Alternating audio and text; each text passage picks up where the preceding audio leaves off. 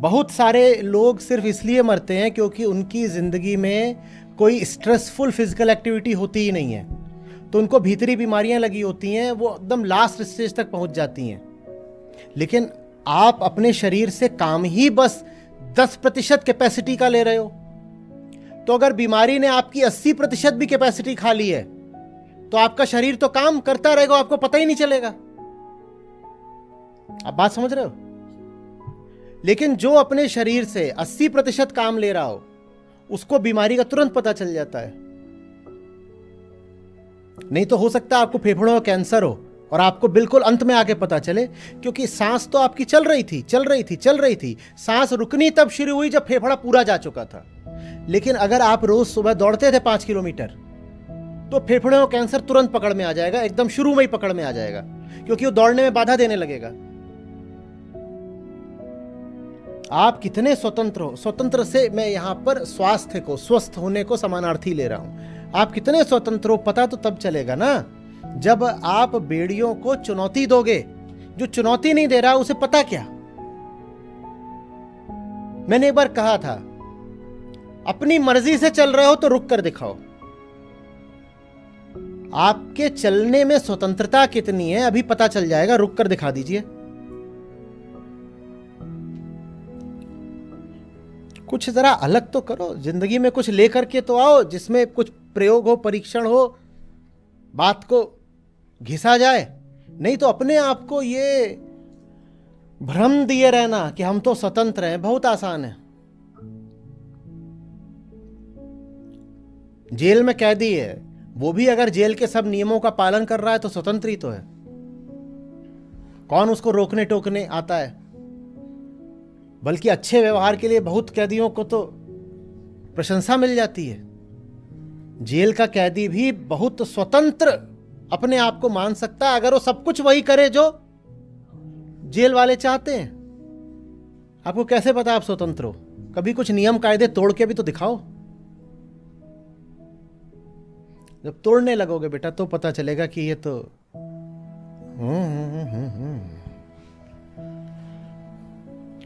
ये तो स्वतंत्रता कहीं थी ही नहीं।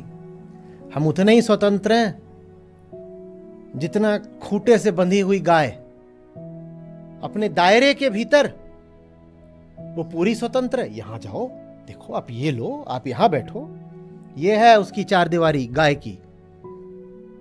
और गाय पूछने आई फ्रीडम, तो गाय को बोला गया फ्रीडम का मतलब है आप यहां भी बैठ सकते हो, आप यहां बैठ सकते हो, आप यहां भी बैठ सकते हो, आप यहां भी। इसीलिए शब्द होता है बियॉन्ड।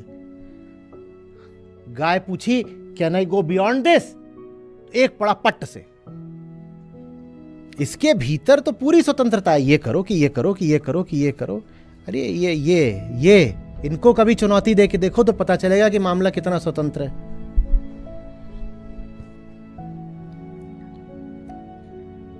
विशेषकर महिलाओं के लिए मैं हेनरी किप्सन का डॉल्स हाउस इसीलिए बोलता हूं पढ़ने को। जब तक आप अपने दायरे के भीतर हैं आप ऐसे ही रहोगे जैसे आप वाह वाह वाह बहुत बढ़िया आजाद भी हैं और एप्पल ऑफ एवरीबॉडीज आई, ये बहुत बढ़िया बहुत बढ़िया। जिस दिन थोड़ा वो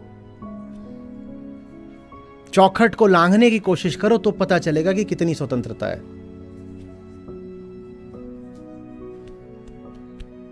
चिड़िया भी पिंजड़े के भीतर पर फड़फड़ाने के लिए स्वतंत्र होती है भाई।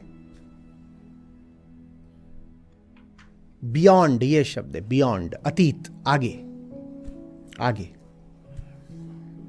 सबसे सुंदर शब्द है ये बियॉन्ड। बियॉन्ड कुछ दिखे पूछो व्हाट्स, इसी से प्यार होना चाहिए। कुछ सामने आए जितना अच्छा हो वो, उससे पूछो इससे और अच्छा क्या है। यही आत्मा की तलाश है। आत्मा की तलाश का मतलब ही होता है जो सामने है उस पे नहीं अटकना है, पूछो इससे और अच्छा क्या है। This is good, now what lies beyond this.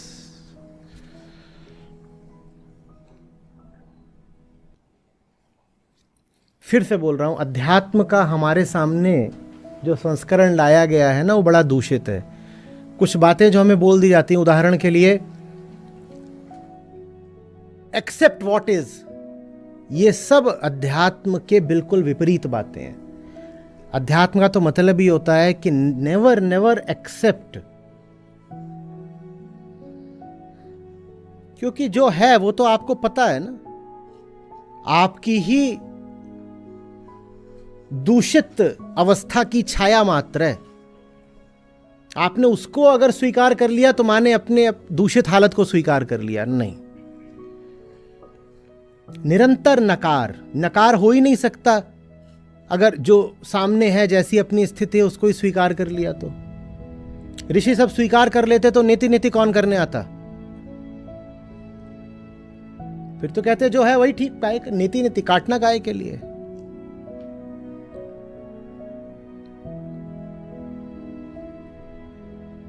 Accept things as they are, love me as I am, नहीं, एकदम नहीं। पर वो सब मुहावरे चलन में हैं, इसकी वजह है वो सुविधा देते हैं, वो तामसिक हैं, वो आपको सहूलियत देते हैं कि जहां पड़े हो वहीं पड़े रहो। सुअर के लिए बहुत अच्छा है ना, accept things as they are. सुअर कीचड़ में पड़ा हुआ है, अब उसको बोलोगे सफाई कर तो कितनी मेहनत करे बेचारा।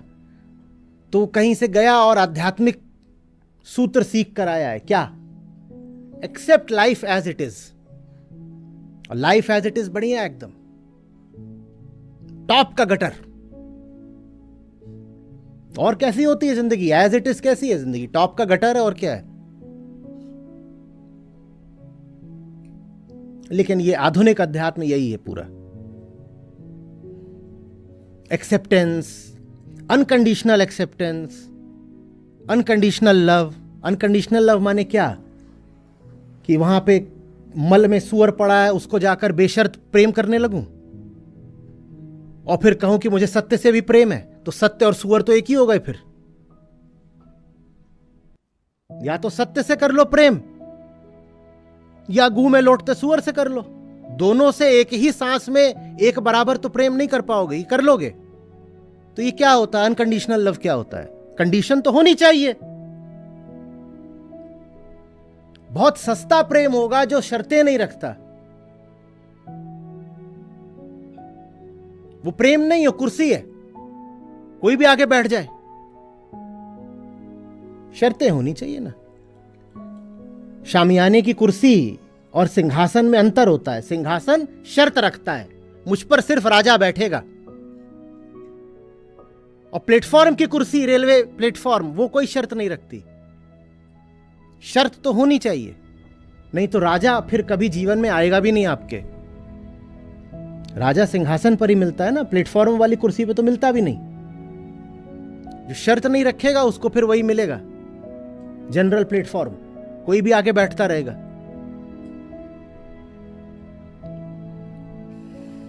थोड़ा जीवन में ना ठसक होनी चाहिए, एक्सक्लूसिविटी, एक शान। ऐरी गैरी चीजों को भाव नहीं देना, ऐरे गैरों को मुंह नहीं लगाना।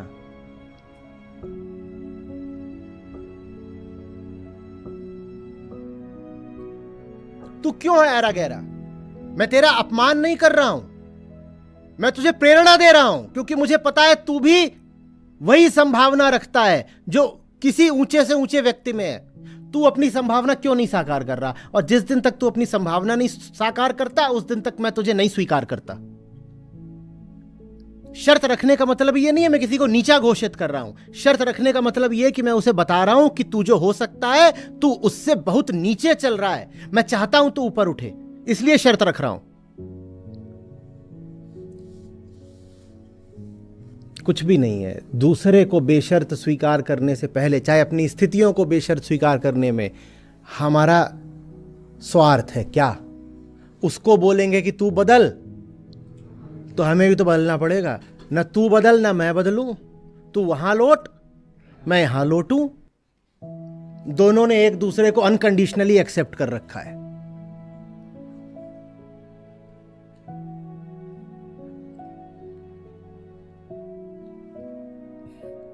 प्रेम अगर होगा ना सचमुच, तो वो एक चुनौती की तरह होता है, एक ललकार की तरह होता है, लोरी की तरह नहीं होता। हमारा प्रेम नशीली लोरी होता है, कोई जग रहा हो उसको भी सुला दे, और बड़े हम खुश होते हैं कि देखो क्या मीठी लोरी है, एकदम सो जाते हैं हम। प्रेम वो जो सोते हुए को उठा दे, क्या ललकार मारी उठ गए, बिल्कुल। अब आया ना जिंदगी में प्रेम, पर ऐसा प्रेम बड़ा मुश्किल है। चाहिए किसको? सो रहे थे, बिस्तर से गिर पड़े, ललकार मार दी, ललकार उधर से, चीत्कार इधर से। लोरी वाला ठीक रहता है, तुम गाओ मैं सो जाऊं, सुख सपनों में खो जाऊं। कुछ आ रही है बात समझ में?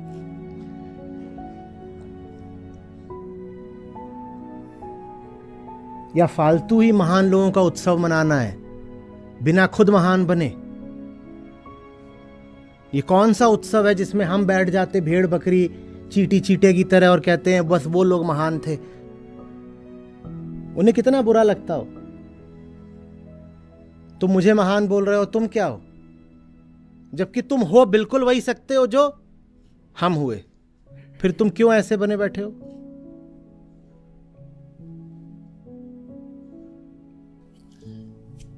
जब जीवन को चुनौती दिए बिना स्वयं को स्वतंत्र मान लिया जाता है तो वो अध्यात्म नहीं, पलायन कहलाता है। पलायन में आप भोग नहीं रहे होते हो क्योंकि भोगने की आपकी औकात ही नहीं है,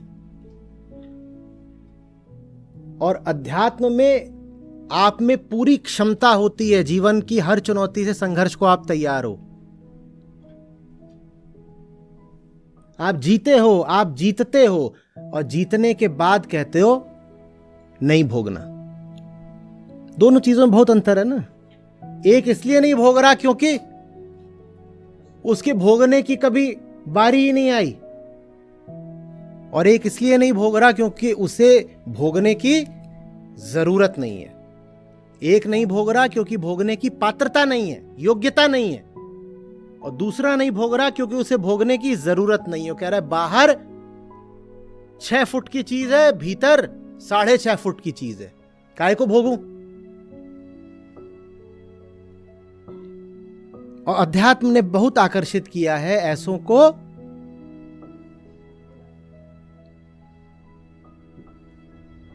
वो बड़े खुश होते हैं, कहते हैं यहां पे त्याग वगैरह की बात होती है, यहां तो जिनके पास होता भी है उनका भी छुड़वा दिया जाता है। हमारे लिए सुविधा है, हमारे पास तो कुछ है ही नहीं, तो ये जगह हमारी है, सत्संग वगैरह में चलो बैठते हैं। ऐसे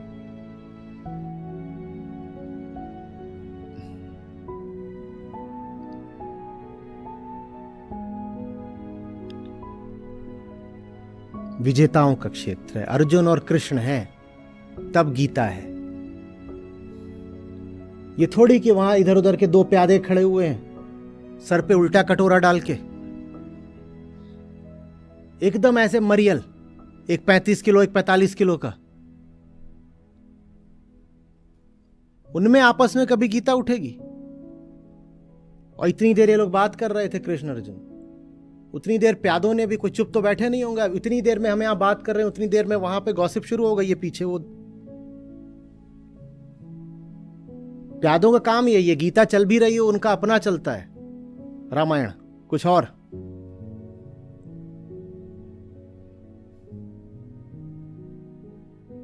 वो कर भी रहे होंगे बात तो क्या कर रहे होंगे?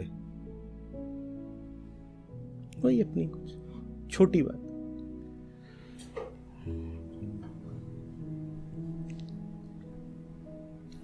अध्यात्म भी बड़े योद्धाओं के लिए होता है। बड़ी लड़ाई उठाइए, तब जाकर के आप गीता को दिल से महसूस कर पाएंगे। जिंदगी में उतनी बड़ी अगर कोई लड़ाई नहीं है जितनी अर्जुन के सामने है, तो गीता आपको किसी दूसरे की बात लगेगी, किसी दूसरे के संदर्भ में किसी दूसरे से कही गई बात, फिर लगेगा ही नहीं कि ये मेरी तो जिंदगी और बात मुझसे ही तो कही जा रही है।